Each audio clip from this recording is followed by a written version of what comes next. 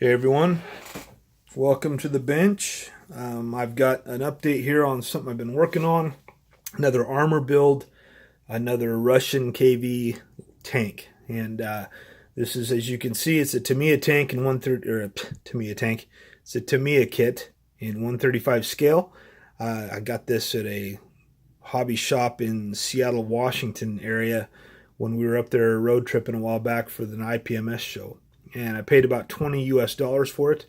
Um, this kit, I am a little familiar with them now because I built a couple KV-1 style tanks, and the lower hull is all the same. The lower chassis is all the same as those. And so, anyway, it's nice to have a little more familiarity, have a little more confidence going into it. I like these tanks. I like them because they look different. They look kind of funny in a way, you know. But they're very menacing. They were, they were effective to a point. They had some drawbacks like a lot of tanks do, but I'm not really concerned with whether it was good or not in actual use. I just wanted to build a model of one. And here's the upper deck. Now I called that an upper deck and not an upper hull just because it's a very low profile. It just looks like a deck to me. And you can see the engine cover and the transmission cover and all that. Exhaust pipes, I kind of darkened those up quite a bit. Here we've got the Frill model tracks I had left over. Those are just sitting there for now. I haven't attached them yet. But I got some extra tracks, got the diesel tanks on the front of the tank.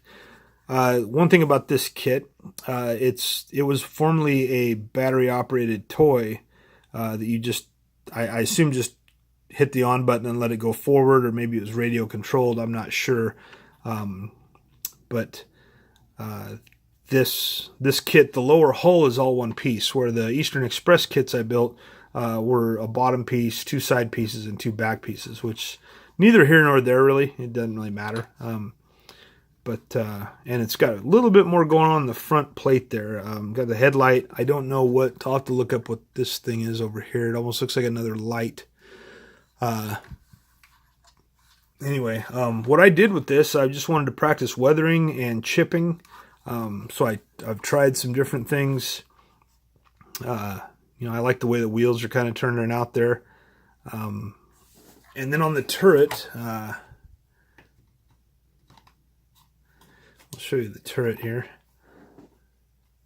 Here's the turret, and I've got a couple different. Oh, first off, the on the side there, that word means Kirov Plant, and it was, or Kirov Plant. It was an ode to the plant that it was manufactured in. And with these Russian tanks, some people know, sometimes they didn't have anything on the side. A lot of guys would write their own slogan for the motherland, for Stalin, whatever. I've even made one up for the KV-8 Victory by Fire because it had a flamethrower on it. Anyway, I just thought it was kind of cool that it was just an ode to the manufacturing plant. It wasn't some sort of war cry or troop rally type slogan. It was just an ode to where it was made. So that plant actually was in Leningrad, and now, which Leningrad is now known as St. Petersburg. Anyway, the cannon I discolored a little bit. I kind of wanted to make it look like maybe it had been changed out from another tank or something. So I discolored that a little bit. I kind of like to do things that are offsetting a little bit with these. And it's just because everything's Russian green. So I've, through weathering, it kind of allows you to, change some contrast here and there and make it so it doesn't look like it's brand new. The top's really light. That is something that I learned from Michael Kreutzmann and Seb over at the Pop Group. Just take some Zippo lighter fluid and take some pastels and just take, like you see the green right there. I just crushed some of that into a palette and put a few drops of this in and made a wash, and that worked brilliant. I love the way that turned out. It was fun to do, and it worked really good. I'm going to use it again. I've got some other areas I got to go over, but you can tell on the top there I did it where it lightened that up and made it look like it was a bit bleached. So I guess the last thing I can say is the tracks. It comes with these. And I've used these once on the KV-8, and then I've used Frill model tracks, so it comes with the rubber ones.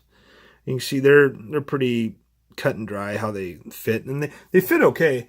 I just have a kind of a hard time making them look good, or don't want to struggle with them. And I kind of like dealing with individual tracks. So I ordered some plastic individual link tracks that were only like $4 or something, very inexpensive. And I can put those together and then tighten them up where they need to be tight, and just, you know, and then paint them all up and weather them. And gives me a little bit more to manipulate than the watch band tracks. So anyway, that's all I have. I think I covered everything. It's a, you know, like I said, I just build it because I like these KV-2 tanks. I've got another one that's an Eastern Express kit that I picked up for next to nothing. So down the road, I'll build that. You know, when I was first doing 3D printing, this isn't a good print by any means, but I printed a KV-2 tank turret, which you see here. This is where it printed on the rough side. But I thought that was kind of cool. When I've gotten a lot better at that, but I'm kind of behind on my 3D printing right now because I've just been busy. So one of my goals is to make that better, where, you know, if I have a diorama that shows a tank turret off a tank, which I see a lot in photographs, you know, I thought it'd be cool to try to 3D print one and just have it on the side, paint it up, and just have it down in the mud or something, like it just got blown off a tank or something. But that was a fun little thing to do.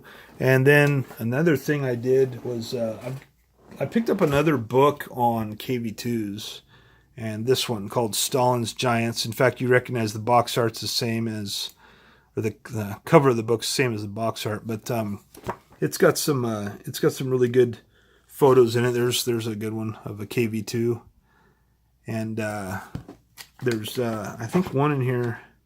There's another one, but there's one that I'll find it here. There, yeah, it's not that. There it is. This one right here. This reminds me. I was glad to see this one. This is very reminiscent, kind of what I was trying to represent at the Kursk diorama I did with the KV-1, where the fenders are crunked up and the track is thrown. So that's a really cool visual there. So anyway, yeah, really enjoying this book. Very inexpensive. Shows a lot of history, and it's just more of a photo reference type book, and it shows different. It shows captured tanks.